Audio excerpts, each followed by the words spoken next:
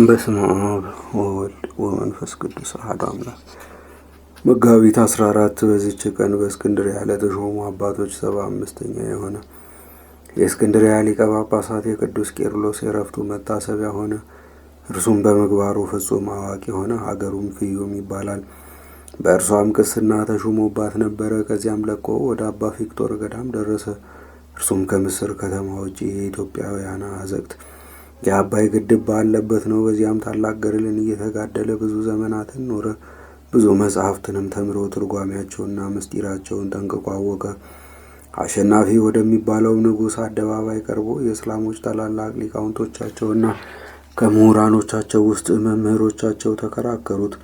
ጠቃሚ የሆነ እውቀት የተመላበትን መልስ አገኙ። የሚጠይቁትንም ሁሉ በመልካም አመላለስ ነገራቸው።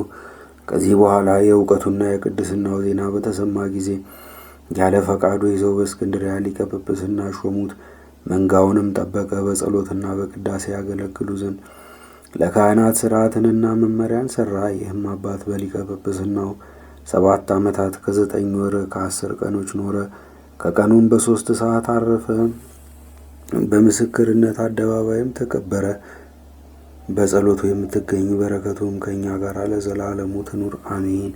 በዚህችም ዕለት ከአረጋውያን ፍጹማን መነኮሳት ውስጥ አንዱ አባ ባጥል አረፈ። ይህም ቅዱስ ሰው አባ ዮሐኒ የተባለ አበምኔት በመነኮሳት ላይ ነገረ ሰሪን እንደሚቀበል በሰማ ጊዜ በዓቱን ትቶ ወደ እስክንድርያ መጥቶ የሴት አዳሪዎችንና የአመንዝራዎችን ሁሉ ስማቸውን ጻፈ። ከኪራይ ሠራተኞችም ጋር ሲሠራ ይውላል። ደሞዙን በተቀበለ ጊዜ የሸንብራ ቂጣ ገዝቶ ይበላል።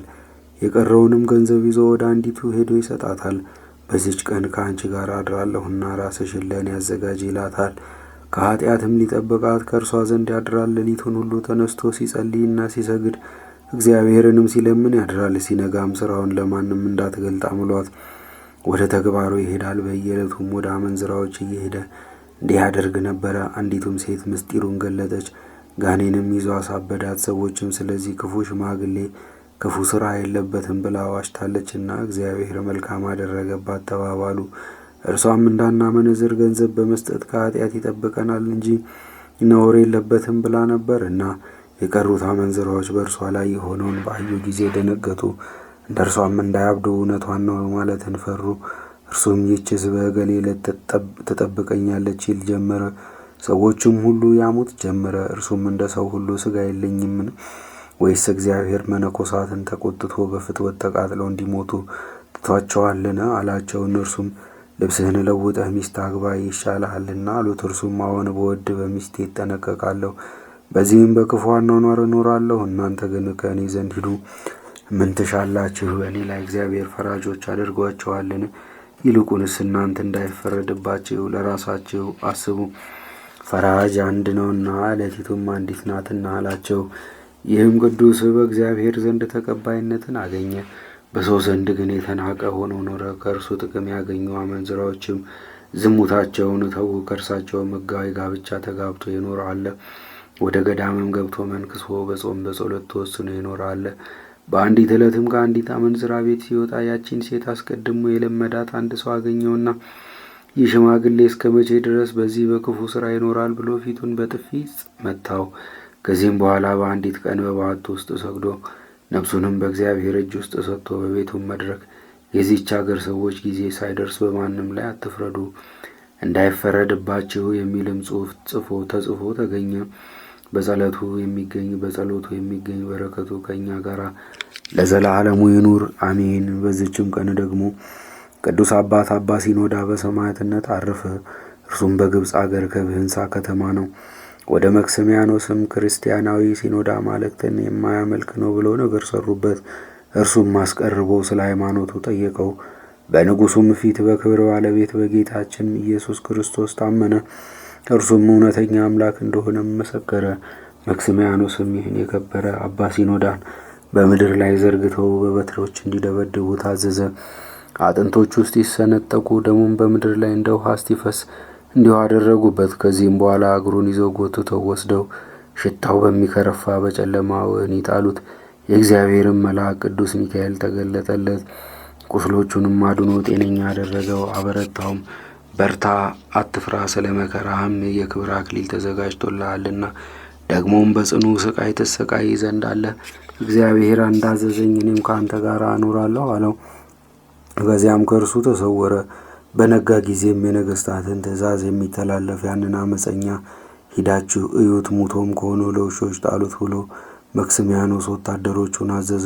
ወደ እርሱም በደረሱ ጊዜ ቁሞ ሲጸልይ አግኝተውት ያለምንም ጥፋት ጤነኛ እንደሆነና በሥጋውም ውስጥ የሕማም ምልክት እንደሌለ እርሱም ከቶ ምንም ስቃይ እንዳላገኘው እንደ ጤነኛና ደስ እንዳለው ሰው ተግቶ እንደሚጸልይ ስለ እርሱ ለንጉሡ ነገሩት። ንጉሡም ወደ እርሱ አስመጣው።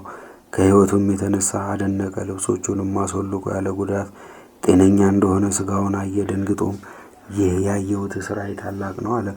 ከዚያም ዘቅዝቀው ሰቅለው ከበታቹ እሳትን እንዲያነዱ አዘዘ። ይህንንም አደረጉበት። ደግሞ በመንኮራኩር አሰቃዩት። በአለንጋዎችም አብዝተው ገረፉት፣ ደበደቡትም። ማሰቃየቱንም በሰለቸ ጊዜ ራሱን በሰይፍ ቆርጠው ለውሾች እንዲጥሉት አዘዘ።